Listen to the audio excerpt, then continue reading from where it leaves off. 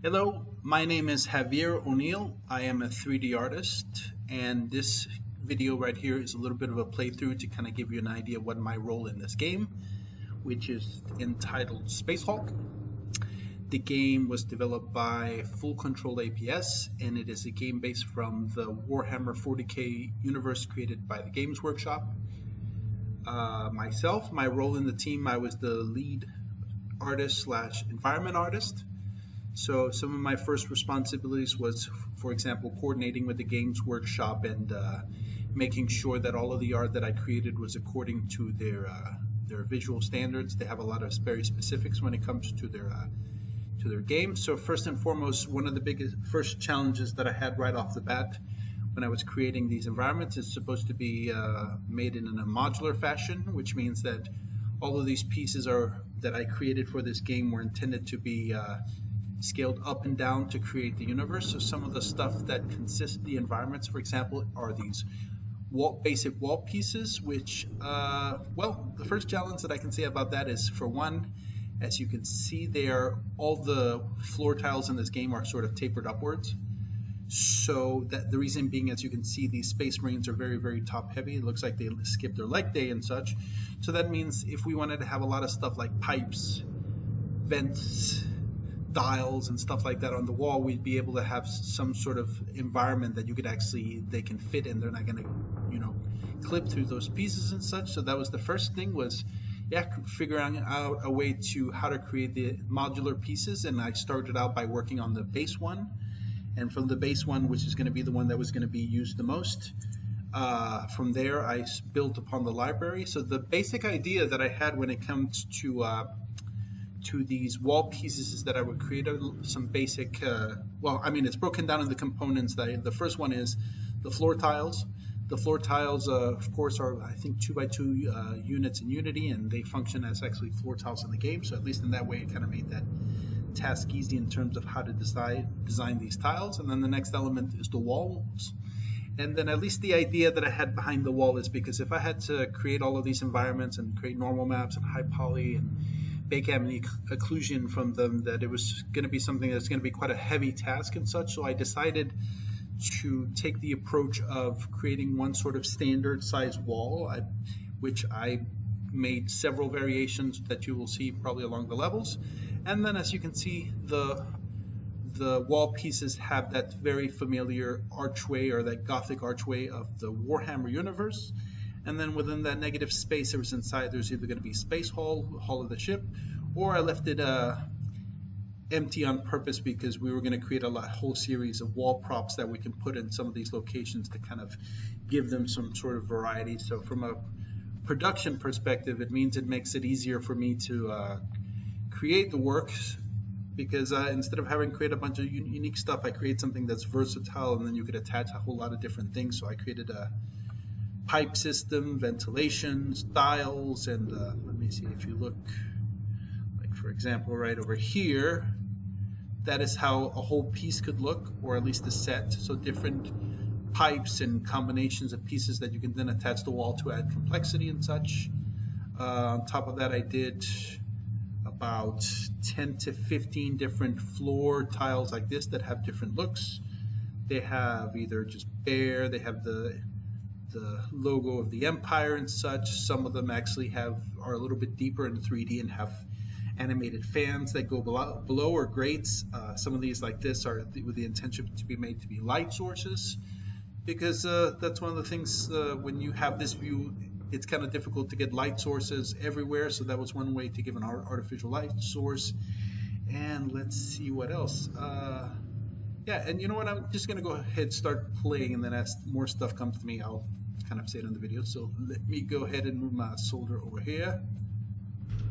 Seems like in a good position. And one of the things, if you also pay attention, and some of the stuff that's not actually seen, is some of the 3D environments that you can see through this mini cam or soldier cam. And as you can see, sadly, which was one of the most challenging pieces, and one of the ones you don't see, is this corner piece that is right here. And the corner piece is basically made out of 4 different Gothic arch shapes that sort of spiral upwards and meet at the top. and basically have a 2x2 unit space that fits within the modular system. So when you put it inside the game, you actually can't see that it's really actually based on a square because of the Gothic shapes, but it took me forever to be able to get that shape correctly, because then after that I would be able to connect it to all the different corridors and such. So let's see. I'm going to put him to Overwatch, and then I'm going to start moving my soldiers right here, or Space Marines.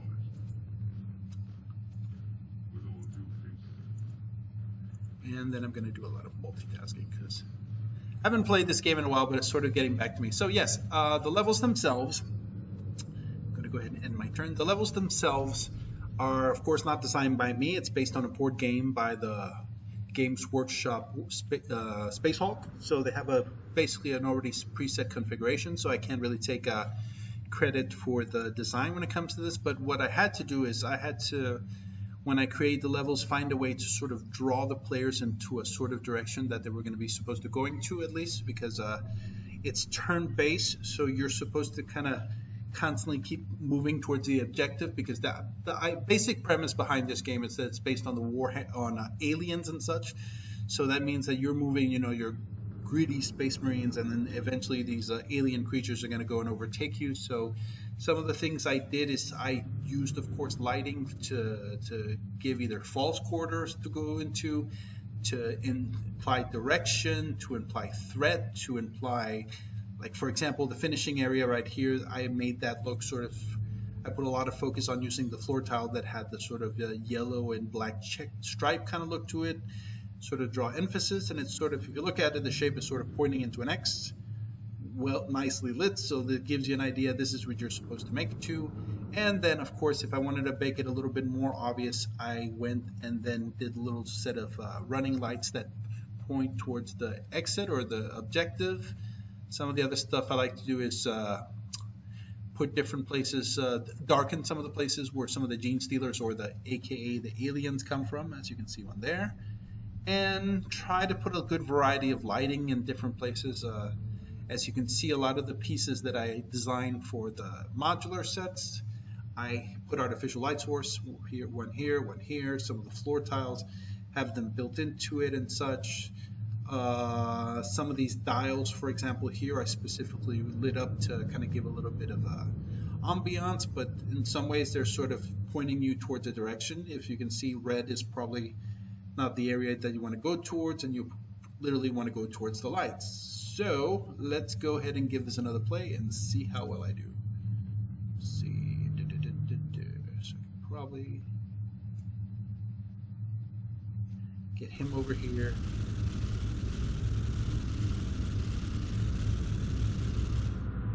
Some of the other stuff, as you can see, was done through either small little props like stacks of bones, decals that we added sort of to give this sort of a whole derelict spaceship kind of look.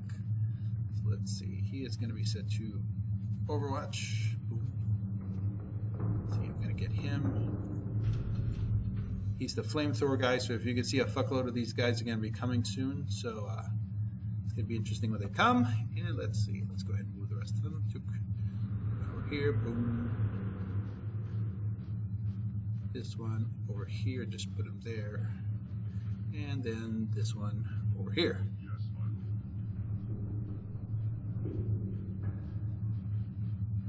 So, I have an idea he's going to be able to not get killed there, but I could be mistaken. I haven't played this game in a while, so we shall see. And yeah, let's go ahead and end it. Wait, let's see if we have any points left or anything, because if I do, oh yeah, you see I'm going to put him to Overwatch.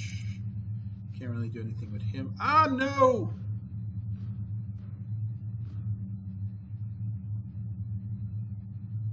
You know what, then it's best to move. If I got to put him somewhere, then I'll just move him there in the next turn. So, yeah, let's go ahead and end the turn. Here come the Gene Stealers, aka aliens. And you see, it's only through some of these camera sequences that you could actually see the full environment, because you don't see it from this view. The environment itself actually has a ceiling and ceiling pieces and support arches and stuff like that, but sadly you can't see it most of the time. So hopefully I'll get some nice little cutscenes here so you can see what I've created. As you can see, this corridor right here has some of the big thicker pipes that make it look a little bit more claustrophobic when these little guys come. So let's see. Let's go ahead and take him. Shoot these motherfuckers. There we go. Kind of get more of an inside perspective of how it looks. Nice. And let's see. Put him there.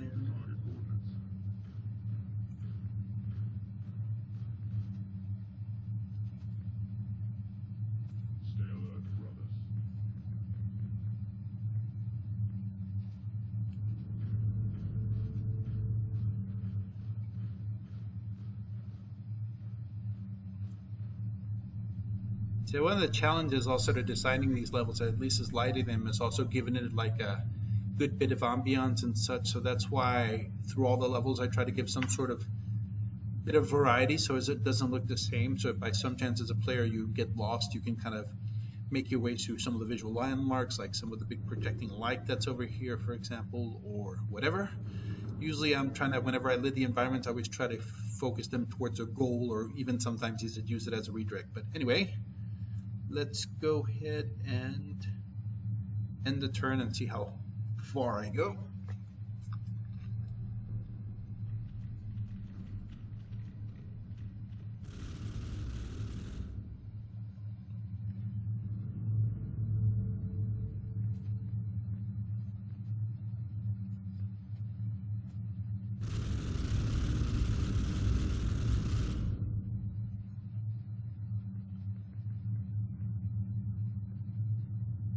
So as you can see, the idea, at least behind these environments, was there was supposed to be something that has complexity but was easy to create and such, because we were not a small team. We had, I believe, one guy who did all the characters and animations. Myself, I did all the environment, lighting, rigging, light probes, light baking, all that stuff. So I had to make my task as easy as possible. So that's why it had to be sets that were complex enough, but at least good enough that you can put a lot of detail into it. So let's just go ahead and keep doing this. Open the door, peekaboo. And can I just put him on? Yes, I can. And this game was just horrendously fucking evil.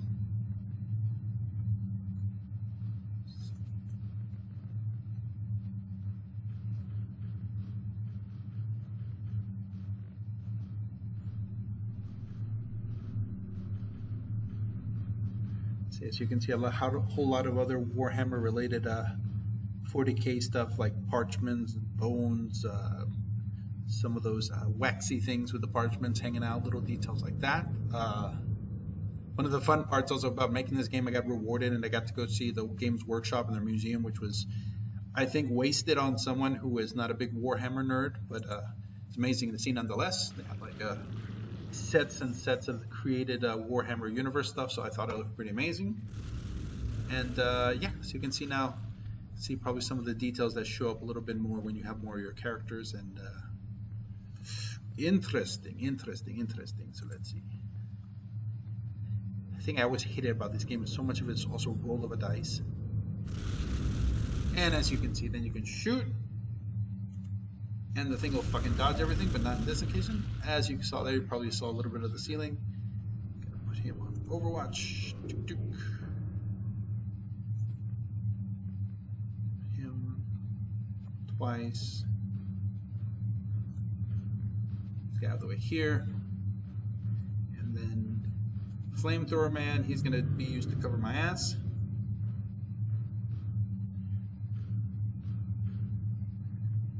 And then what do you guess he's going to do? Fuck everybody up. So some of the stuff you can't see is a lot of work was done on the normals to give a lot of look of intricacy, a lot of wires and inlays and cable systems, sort of kind of give an idea this ship has exposed elements. So let's see, I think that's all. Can I put him in Overwatch? Yes, I can. Why did I not? Overwatch yourself. gonna end the turn. Let's see. Hopefully I can win on this first try, but this game was just notoriously really, really hard. Oh, you see, I'm gonna lose one. Oh no, he's dying. Oh, he's dead. Piss.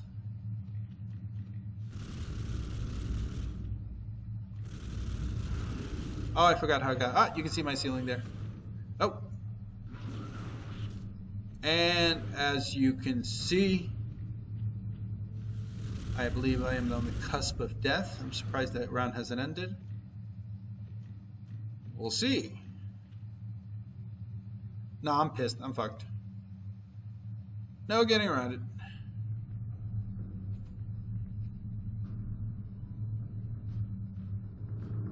Jesus, these things move notoriously slow.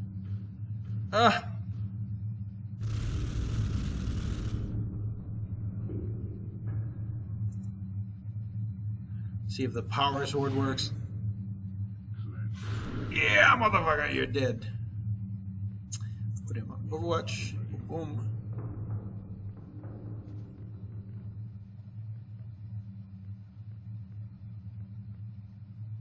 Overwatch. And I'm gonna take my homeboy over here and retreat his ass.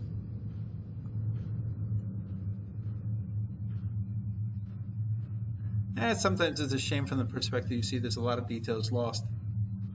These pieces right here, these corner pieces for example, was also made with detachable tubes, so you can either hide and unhide as many as you'd like to give different variety or add stuff to it and such, or else be used as light source. So let's see. End the turn. Am I gonna live? Yes, I am gonna live.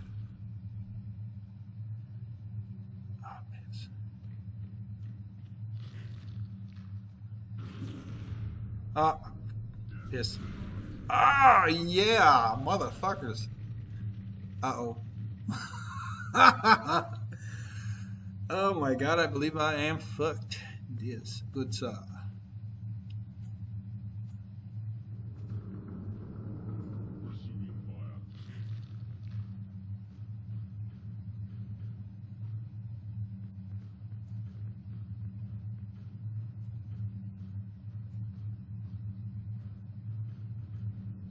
Well, I think I'm just about dead, but we'll see. Nope, I can get these motherfuckers one last time. Yeah! And I might be dead. How far are you? See, I have an idea. Oh, you see. We'll see. It could be that I'm dead, but anyway.